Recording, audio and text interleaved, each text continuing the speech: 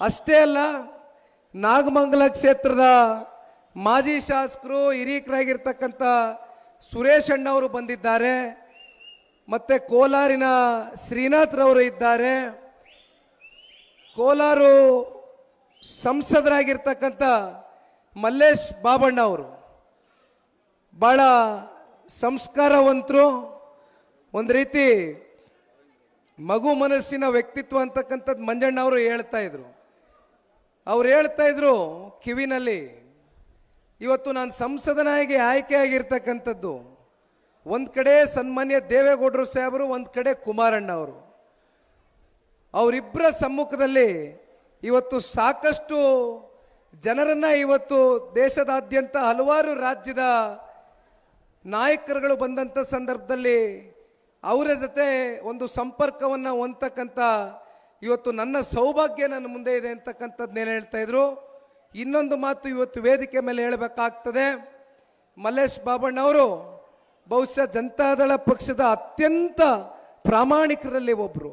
ಅಂಥ ಒಬ್ಬರು ಸದಸ್ಯರು ಸಂಸದರನ್ನ ಇವತ್ತು ನಾವು ಪಡಿತಕ್ಕಂಥದಕ್ಕೆ ಜನತಾದಳ ಪಕ್ಷದ ಕಾರ್ಯಕರ್ತರು ಕೂಡ ಭಾಳ ಖುಷಿಯನ್ನು ಪಟ್ಟಿರ್ತಕ್ಕಂಥದ್ದು. ಮತ್ತೊಬ್ಬರು ಹಿರಿಯಕರು ವಿಧಾನ ಪರಿಷತ್ನ ಸದಸ್ಯರಾಗಿರ್ತಕ್ಕಂಥ ಗೋವಿಂದರಾಜಣ್ಣ ಅವರು.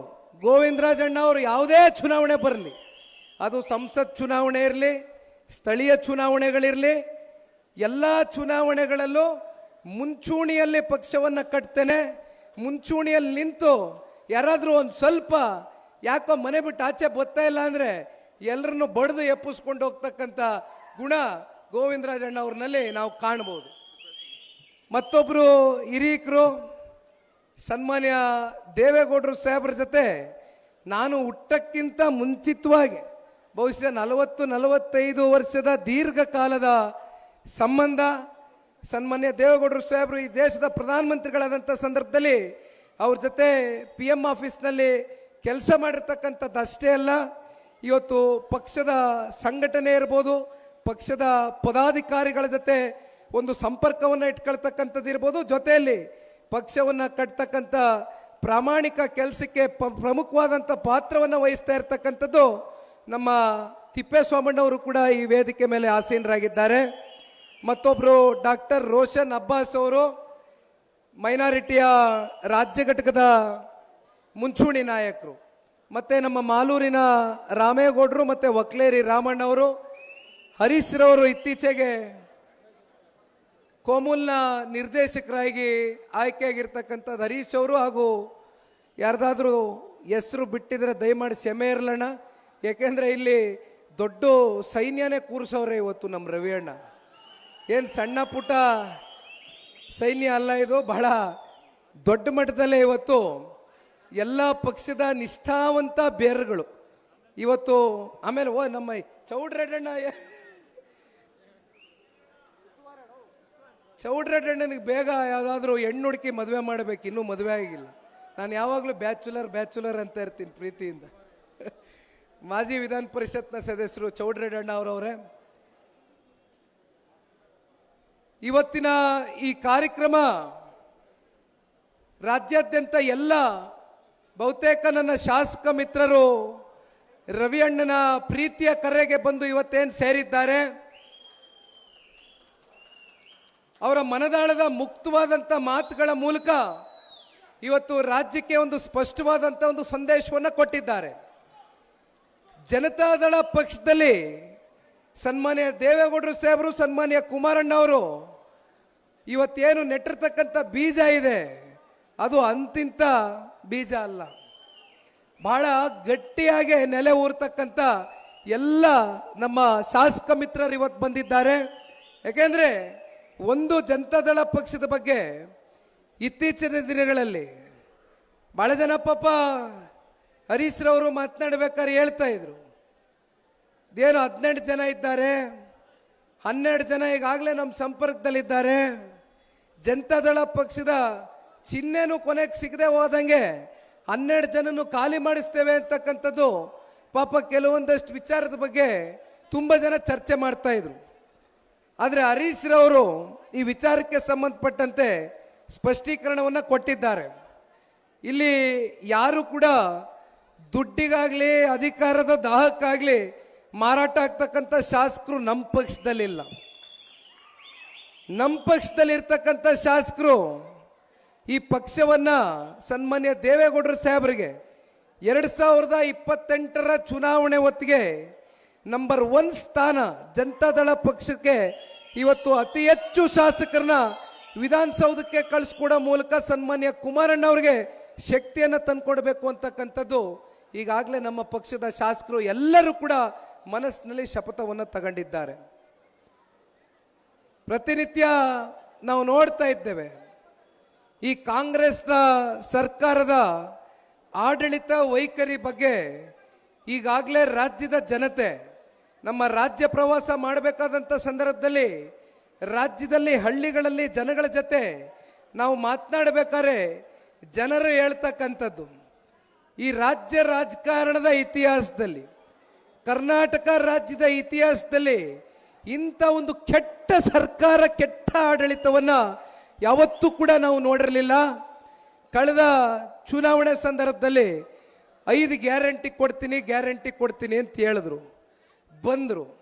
ಈಗ ಇತ್ತೀಚೆಗೆ ವರ್ಷ ಬದಲಾವಣೆ ಆಗಿದೆ. ಅವ್ರ ಪ್ರಣಾಳಿಕೆಯಲ್ಲೇ ಹೇಳ್ಕೊಂಡಂಥ ಮಾತು, ಅವ್ರು ಕೊಟ್ಟಂಥ ಕಾರ್ಯಕ್ರಮ ಬೊಗಳೆ ಭಾಷಣ, ಬರೀ ಭಾಷಣಕ್ಕೆ ಸೀಮಿತ ಆಯಿತು.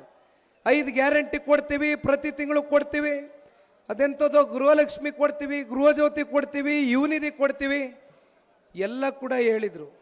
ಇತ್ತೀಚೆಗೆ ಇಲ್ಲಿ ಭಾಳ ಜನ ಸೋಷಿಯಲ್ ಮೀಡಿಯಾದ ತಾಲೂಕಿನ ನನ್ನ ಮುಖಂಡರುಗಳಿದ್ದೀರಿ. ಇತ್ತೀಚೆಗೆ ನಾನು ಒಂದು ಸೋಷಿಯಲ್ ಮೀಡಿಯಾನಲ್ಲಿ ಹರಿದಾಡ್ತಾ ಇರ್ತಕ್ಕಂಥ ಒಂದು ವಿಡಿಯೋನ ನೋಡಿದೆ. ಈಗೇನಾಗ್ಬಿಟ್ಟಿದೆ, ಮಾಧ್ಯಮ ಜಾಲತಾಣ, ನಮ್ಮ ಸಾಮಾಜಿಕ ಜಾಲತಾಣ ಇವತ್ತು ಎಷ್ಟು ವೇಗದಲ್ಲಿ ಜನಗಳಿಗೆ ಸುದ್ದಿಯನ್ನು ತಲುಪಿಸುತ್ತೆ ಅನ್ನೋದಕ್ಕೆ ಉದಾಹರಣೆ ನಮ್ಮ ರಾಜ್ಯದ ಉಪಮುಖ್ಯಮಂತ್ರಿಗಳು ಪೆನ್ನು ಪೇಪರ್ ನಾಯಕರು. ಪೆನ್ನು ಕೊಡಿ ಪೇಪರ್ ಕೊಡಿ ಅಂತ ಹೇಳಿದ್ರು, ಜನ ಪೆನ್ನು ಕೊಟ್ಟಾಯಿತು, ಪೇಪರು ಕೊಟ್ಟಾಯಿತು. ಅದು ಯಾತಕ್ಕೆ ಬಳಕೆ ಮಾಡ್ತಾ ಇದ್ದಾನೆ ಆ ಭಗವಂತನೇ ಬಲ್ಲ. ಹೀಗಿದ್ದಾಗ ಒಂದು ಬಿಫೋರ್ ಆಫ್ಟರ್ ವಿಡಿಯೋ ಕಟ್ ಮಾಡಿದ್ರಿ ಯಾರೋ, ನಾವು ಹೇಳಿರೋದಲ್ಲ, ಗೌರವಾನ್ವಿತ ನಮ್ಮ ರಾಜ್ಯದ ಉಪಮುಖ್ಯಮಂತ್ರಿಗಳು ಹೇಳಿರ್ತಕ್ಕಂಥ ಹೇಳಿಕೆ. ಇದೇ ಥರ ಒಂದು ದೊಡ್ಡ ಸಾರ್ವಜನಿಕ ಬೃಹತ್ ಸಮಾವೇಶದಲ್ಲಿ ಚರ್ಚೆ ಮಾಡಿರ್ತಕ್ಕಂಥ ಮಾತು ಏನಂತ ಹೇಳ್ತಾರೆ, ಪ್ರತಿ ತಿಂಗಳು ಚಾಚು ತಪ್ಪದಿರ ನಾವು ಕೊಟ್ಟಂಥ ಮಾತನ್ನು ಉಳಿಸ್ಕೊಳ್ತೇವೆ, 2,000 ರೂಪಾಯಿ ನಮ್ಮ ಹೆಣ್ಮಕ್ಳು ಖಾತೆಗೆ ಜಮಾ ಮಾಡ್ತೇವೆ, ದುಡ್ಡನ್ನ ಎಲ್ಲ ಗ್ಯಾರಂಟಿಗಳು ಸಮರ್ಪಕವಾಗಿ ಪ್ರತಿ ತಿಂಗಳು ಕೊಡ್ತೇವೆ ಅಂತಕ್ಕಂಥದ್ದನ್ನ ಮಾನ್ಯ ಉಪಮುಖ್ಯಮಂತ್ರಿಗಳು ಹೇಳಿರ್ತಕ್ಕಂಥದ್ದು ಒಂದು ವಿಡಿಯೋ. ಕಟ್ ಮಾಡಿದರೆ 4-5 ತಿಂಗಳ ನಂತರ ನಾನು ಯಾವಾಗ ಹೇಳಿದೆ ಹಂಗೆ ಜನದ ಮೇಲೆ ಈಗ ತೆರಿಗೆ ಹಾಕಿದ್ದೀವಿ, ಕುಡಿಯೋ ಗಾಳಿ ಸೇವಿಸೋ ಗಾಳಿಗೆ ಒಂದು ಬಿಟ್ಟು ಇನ್ನೆಲ್ಲದ್ರ ಮೇಲೂ ತೆರಿಗೆ ಬಡ್ದುಬಿಟ್ಟಿದ್ದೀವಿ ಜನಕ್ಕೆ. ಜನ ಯಾವಾಗ ತೆರಿಗೆ ಕಟ್ತಾರೋ ಆ ತೆರಿಗೆ ದುಡ್ಡಲ್ಲಿ ಗ್ಯಾರಂಟಿಗಳು ಯಾವಾಗ ಆಗುತ್ತೋ ಅವಾಗ ಕೊಡ್ತೀವಿ ಅಂತ ಹೇಳ್ತಾರೆ. ಬಿಫೋರ್ ಆಫ್ಟರ್ ವಿಡಿಯೋ ನಾವು ಹೇಳಿರ್ತಕ್ಕಂಥದ್ದಲ್ಲ, ಉಪಮುಖ್ಯಮಂತ್ರಿಗಳು. ಈಗ ಪಾಪ ಇತ್ತೀಚೆಗೆ ಡೆಲ್ಲಿಗೆ ಹೋಗಿ ಕೂತಿದ್ರು. ಡೆಲ್ಲಿಗೆ ಯಾಕೆ ಹೋಗಿ ಕೂತಿದ್ರು? ಏನು ರಾಜ್ಯದ ಸಮಗ್ರ ಅಭಿವೃದ್ಧಿ ದೃಷ್ಟಿಯಿಂದ ಚರ್ಚೆ ಮಾಡ್ಲಿಕ್ಕೆ ಹೋಗಿದ್ರಾ ಮುಖ್ಯಮಂತ್ರಿಗಳು, ಉಪಮುಖ್ಯಮಂತ್ರಿಗಳು, ಅವ್ರ ಸಚಿವ ಸಂಪುಟ? ಇಲ್ಲಿ ಏನಾಗಿದೆ ಅಂದರೆ ಕಳೆದ 2 ವರ್ಷದಿಂದ ಒಬ್ಬರು ತನ್ನ ಮುಖ್ಯಮಂತ್ರಿಯ ಕುರ್ಚಿಯನ್ನ ಭದ್ರಪಡಿಸ್ಕೊಳ್ಬೇಕು, ಮತ್ತೊಬ್ರು ಉಪಮುಖ್ಯಮಂತ್ರಿಯಲ್ಲಿ ಕುರ್ಚಿಯಲ್ಲಿ ಕೂತಿರ್ತಕ್ಕಂಥ ವ್ಯಕ್ತಿ ಮುಖ್ಯಮಂತ್ರಿ ಕುರ್ಚಿ ಮೇಲೆ ಕಣ್ಣಿಟ್ಟಿರ್ತಕ್ಕಂಥದ್ದು, ಮತ್ತೊಬ್ರು ಉಪಮುಖ್ಯಮಂತ್ರಿಗಳು ಮುಖ್ಯಮಂತ್ರಿಗಳೇನಾದರೂ ಆದರೆ ಮತ್ತೆ ಕಾಂಗ್ರೆಸ್ನ ಅಧ್ಯಕ್ಷ ಸ್ಥಾನ ಖಾಲಿ ಆಗ್ತದೆ, ಆ ಕುರ್ಚಿ ಮೇಲೆ ಕಣ್ಣಿಟ್ಟಿರ್ತಕ್ಕಂಥದ್ದು. ಒಟ್ಟಾರೆಯಾಗಿ ಎಲ್ಲರೂ ಸೇರಿ ಬರೀ ಕುರ್ಚಿ ಮೇಲೆ ಕಣ್ಣಿಟ್ಟವ್ರು ಬಿಟ್ರೆ ಈ ರಾಜ್ಯದ ಸಮಗ್ರ ಅಭಿವೃದ್ಧಿಯ ದೃಷ್ಟಿಯಿಂದ ಯಾರು ಕೂಡ ಕಿಂಚಿತ್ತು ಚಿಂತನೆ ಮಾಡ್ತಾ ಇರ್ತಕ್ಕಂಥದ್ದು ಈ ಸರ್ಕಾರದಲ್ಲಿ ನಾವು ನೋಡ್ತಾ ಇಲ್ಲ. ಇವತ್ತು ಯಾರೋ ಹೇಳ್ತಾ ಇದ್ರು, ರವಿ ಅಣ್ಣ ಅದು ಹೆಂಗ್ ವರ್ಕ್ಸ್ ತಗೊಬಂದೆ ನೀನು ನನಗೂ ಹೇಳ್ಕೊಡು ಅಂತ ಬಹುಶಃ ಹರೀಶ್ ರವರು ಮಾತಾಡ್ಬೇಕಾದ್ರೆ ಹೇಳ್ತಾ ಇದ್ರು.